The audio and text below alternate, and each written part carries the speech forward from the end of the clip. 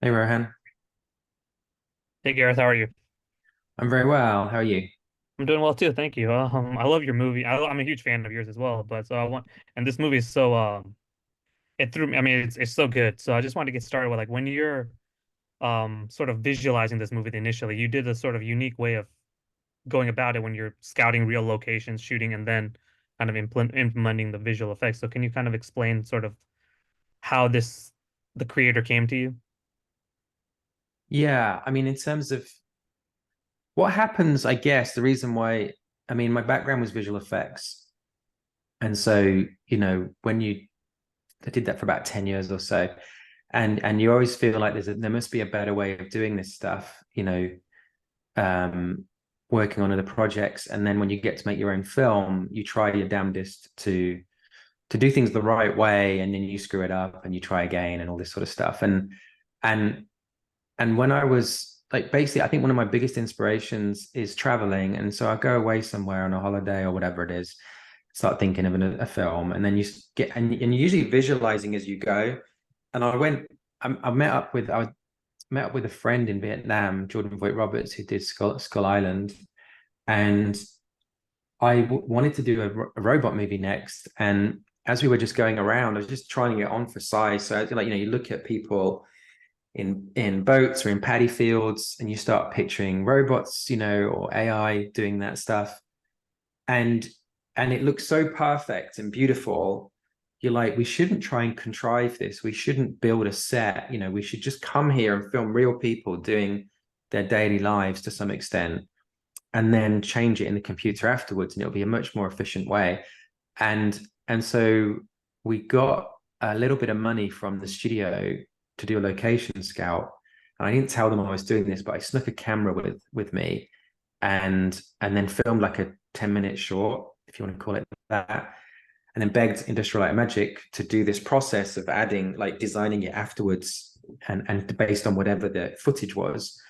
And it went really well and was like super efficient. Everybody realized, oh my God, we could do this so much cheaper, and got excited, and we got the film green lit off the back of that. And so then the whole process of making the film was location based, and trying not to have a big footprint, like try not to close roads and push people away, but keep the locals and keep the environment.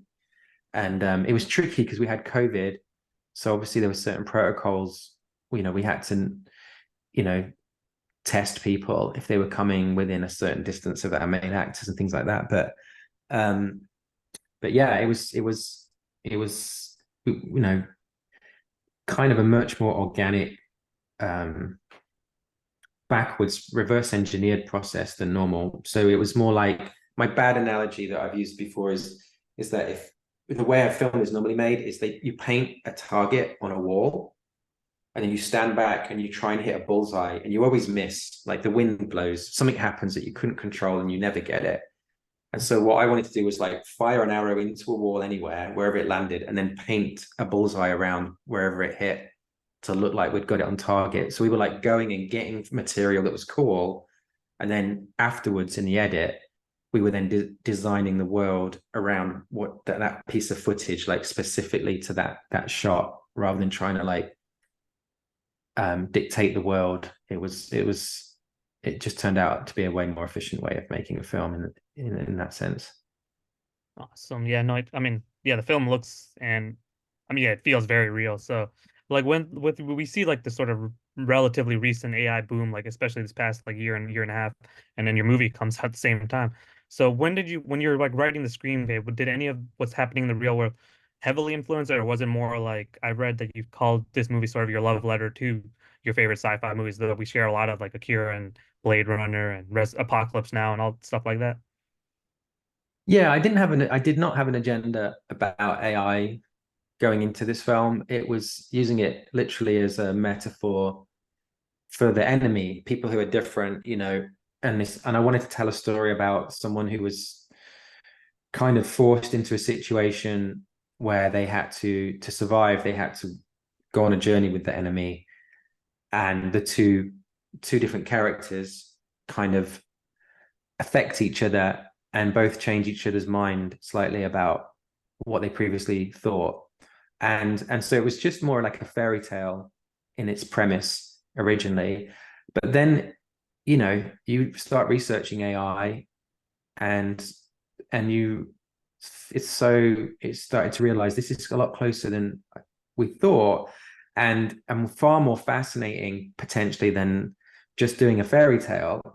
There's a lot of ideas and problems and philosophical dilemmas at the heart of copying our brain, um, that we're all starting to face now. And I remember we're in the middle of the jungle in northern Thailand, heading to set, and someone forwarded me an article about the Google whistleblower, that felt like the AI they were building was alive, and it leaked the entire conversation, or at least a compressed version of the conversation. And I should have been prepping my shots for that day and like figuring out what I was going to do. And instead, I got completely sidetracked, mesmerized by this conversation with this AI that felt so alive and real and scary. And it was like, oh my God, it's here. Like I thought this was going to be 10 years, 30 years, if at all, like, landing on Mars. Wasn't sure I was going to see it in my lifetime. Um, and so that took me, and I think virtually everybody, by surprise in how fast it's all been happening, which kind of speaks to maybe how simple the rules are in our brains that allow us to think, um, which makes a lot of sense because nature, like natural selection, is quite a simple idea ultimately, and creates all this complexity and variation, and eventually humans.